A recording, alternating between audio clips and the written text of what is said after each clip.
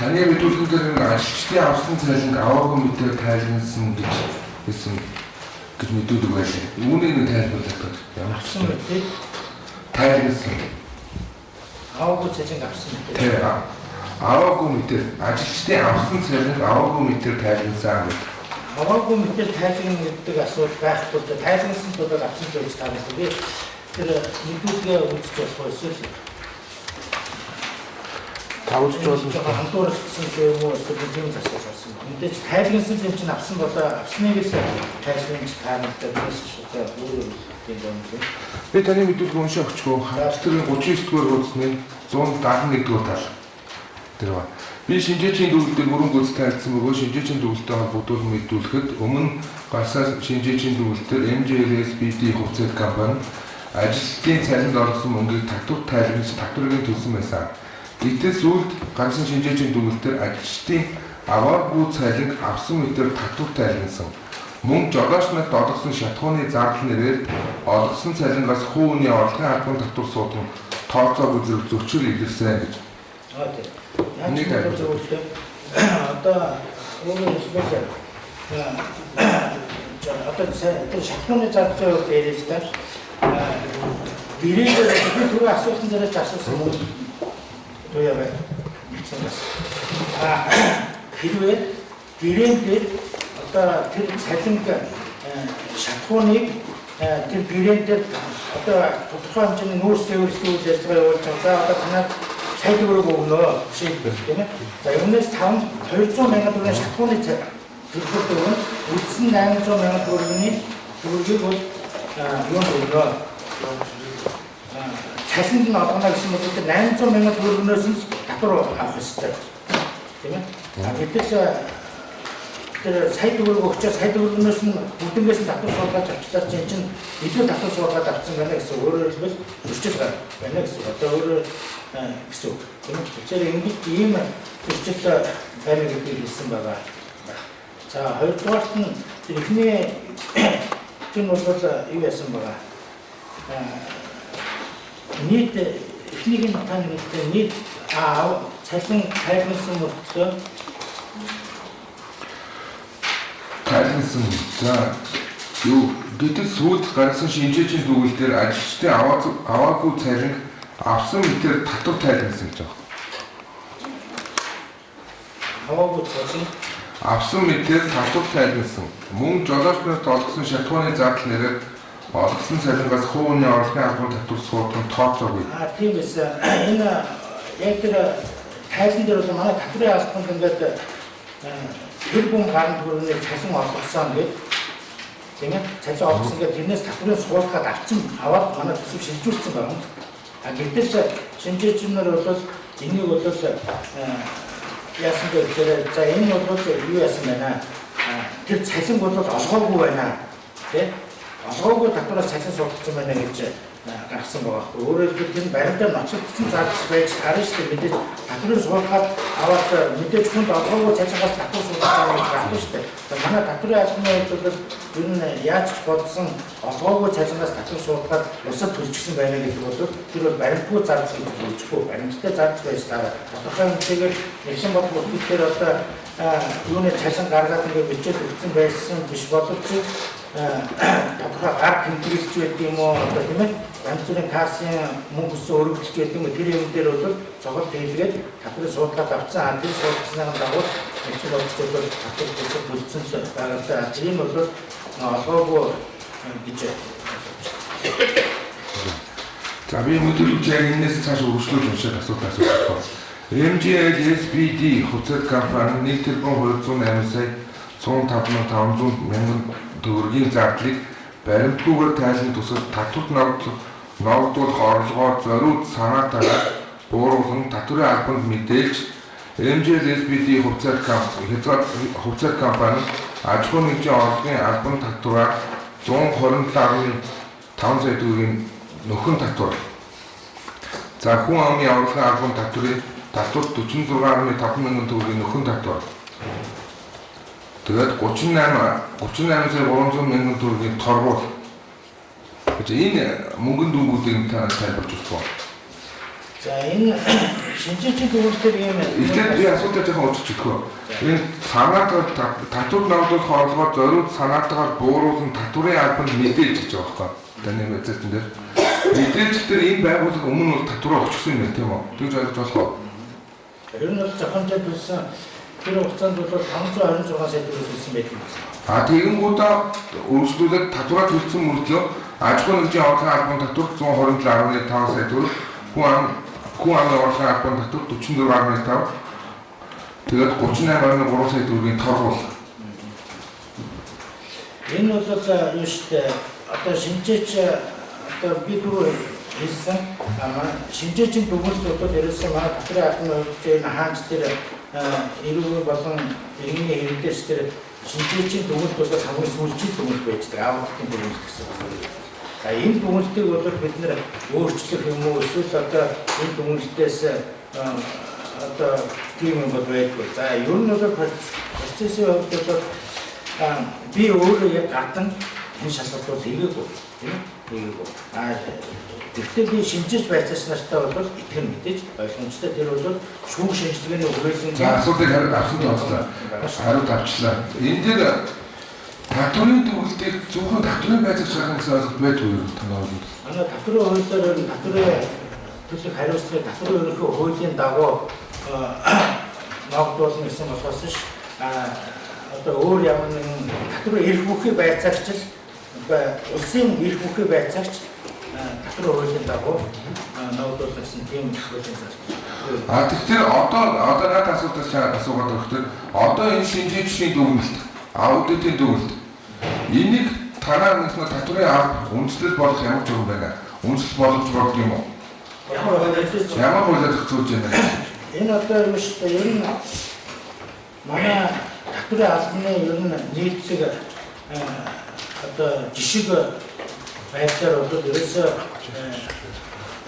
татварын улсын байдлаар акт болон дүгнэлт бичигдэж яваад маргаж явсаар агаад шүүхийн өмнө шүүх шинжилгээний хүрээлэнээр тийм шинжиж байцаар чинь дүгнэлт гарч байна. Тэр дүгнэлт бол өөрөөр хэлбэл манай татварын албаны хувьд бол эцэг байж. Тэр утгаараа бид нар бол шинжиж байцаас нь хахаар гаргасан дүгнэлтэнд бол итгэж энэ бол үнэн зөв байдалтай байх хэрэгтэй гэж би. Өөрөө асуултгаж гэж. Татварын хууль яриад шүү. Татварын хууль яриад шүү. Бид нэр шинжээчийн дүгнэлтийг үйл ажиллагаанд удирдлага болгох юм аа. Гэт ингээ яриад байна тийм үү. Шинжээчд итгэн л гэж яриад. Сая асуулт ш. Ямар хууль тогтоомжоор зохицуулсан юм. Татварын ерөнхий хуулийн байна. Би таны ярьсан юм энэ хуулийн дээр сая хайгаад авсангүй. Бол татварын багцуулалтын дагуу шийднэ. Тэр татварын багцуулалтын татвар бол нэгэн баг бүртгий хууль гэж байна.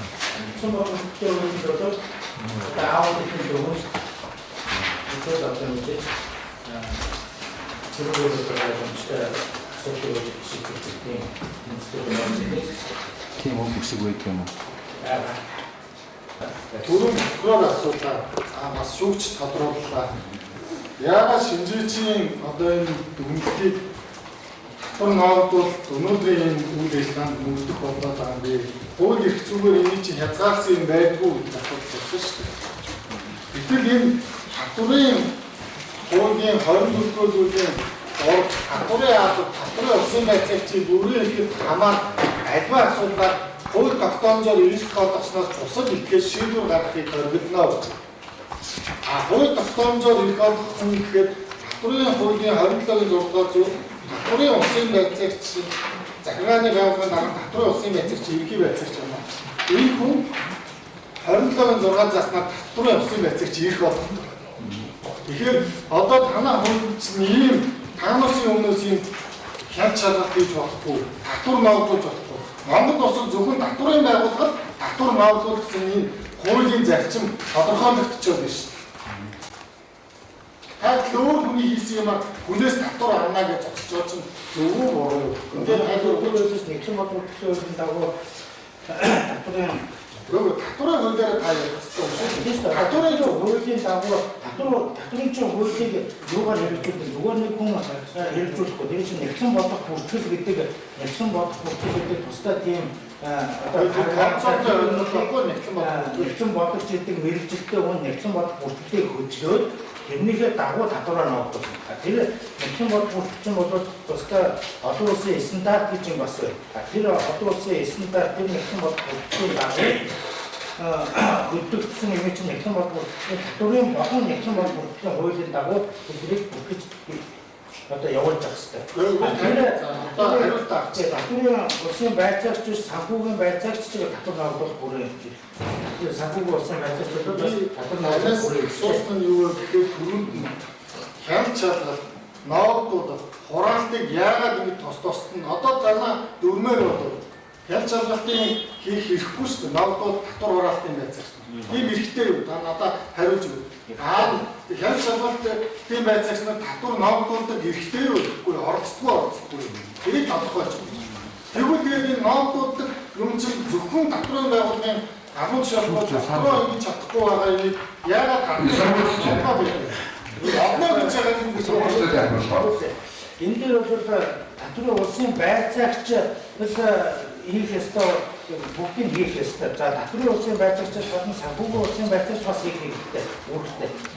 Энэ дотроо татварын улсын байцаагч дотроо манай татварын албаны дотоод зураг одоо байгууллагын дотоод бүтэц зохион байгуулалтынхаа хувьд бол нэг байцаагч хяналт шалгалтын нэг байцаагч бураагч нэг байцаагч ноогдуулдаг. Тэрнээс биш бүгд оролцсон шалгах байцаагчийг татварын улсын ерөнхий байцаагч болон татварын хэлцээ дараа тэр хураалтын байцаагч татварын улсын байцаагч бол тэр хураалтын тасагт ажиллаж байгаа байцаагчийг тэнд очиж шалгалтыг үнэлцээ хэрэгтэй гэсэн. Шалгалт ирсэн. Та энэ зүгээр гадны байгууллага үндсэн Монгол улсад зөв татвар авч байгаа юм уу, буруу авч байгаа юм уу гэдгийг мэдэхгүй шинжээч нар ингэж үнэлт хийж тэгвэл тэр болгоно нь одоо ийм характер тогтыг татварын байгууллага энэ байхгүй болчихдоо гэдэг юм яриад байна. Тэр та өөр юм асуулт тавиад байгаа өөр юм татвар байхгүй болно тэр бол өөр асуудал. Би яасан бэ гэхээр татварын улсын байцаагч нар тэрийг гаргаж акт болон үчиглээ тэр татварын дагуу хариуцлага хүлээж ирэх тэрнийг дагуулсан шинжлэх байцаагч нар бол тэрийг явуулсан ахаар гэж би бодож байна. Би хуулиуд хоригдсан байна. Татварын албанаас бусад эдгээр шийдвэр гаргаж болохгүй. 2-р 24-т нь хууль тогтоомжоор ирэх одсноос бусад тохиолдолд альва гэхэд татвар ноогдууд хөнгөлөх чөлөөлөлтөй холбогдсон асуудлаар бусдын өмнө үүрэг хүлээхийг хоригдно гэдэг энэ хуулиараа хамгаалт хийгдсэн. Наа чинь зөвхөн татварын улсын байцаагч нар хамгаалах асуудал. Санхүүгийн улсын байцаагч гэдэг бол бас нэг өөр стратеги. Энэ бол нэгэн болон бусад үйлдвэрлэлийн дагуу ярьж байгаа. Тэр бол ямар татвар одоо хүмүүсээс нэгээд байна. Одоо энэ компаниас жишээлх юм бол даавар гэж хүний холбогдсон MJ-LSPD гэж компаниас хичнээн төгрөгийн ямар хууль тогтоомж эргэцэн үндслээр ямар татварыг авна гэж тооцоолж нэхэд байна. За MJ-LSPD компани бол 13 аж ахуйн нэгжийн олонхаас хөнгөлөлтөөр бол 311.9 сая төгрөгийн хэмжиж байна. За нэмэгдсэн урьдчилан татварын дагуу 23.6 сая төгрөгийн хэмжиж байна. Үүнд нь бол энэ бол харилцан хамгаалалт бүхий эдгээд хөрөнгө борлуулсны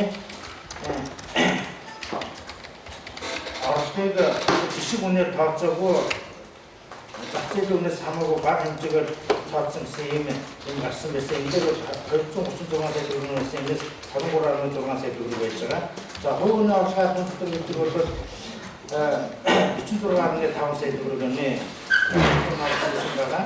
За торгууль нь бол одоо энэ дээрх энэ уран төрлийн нөхөн татварыг төлөвгүй үндсэлтэй хугацаанд төлөвгүй буюу одоо санаатаагаар энэ татварлаас зайлшгүй үйлдэлд бол хоног тутам 0.1% торгууль ногдуулаад энэ тооцоололтоор бол 86.4 мянган төгрөгийн торгууль ногдуулсан байгаа. За хугацаанд төлөвгүй одоо энэ шинжээчийн төвлөрөх гартууд дээр үргэлжлэх хугацаанд бол 143 мянган төгрөгийн албан ногдуулсан байгаа. Ингээд нийтдээ 611.5 сая төгрөгийн төлөвлөсөн байна гэдгийг хэлж байна.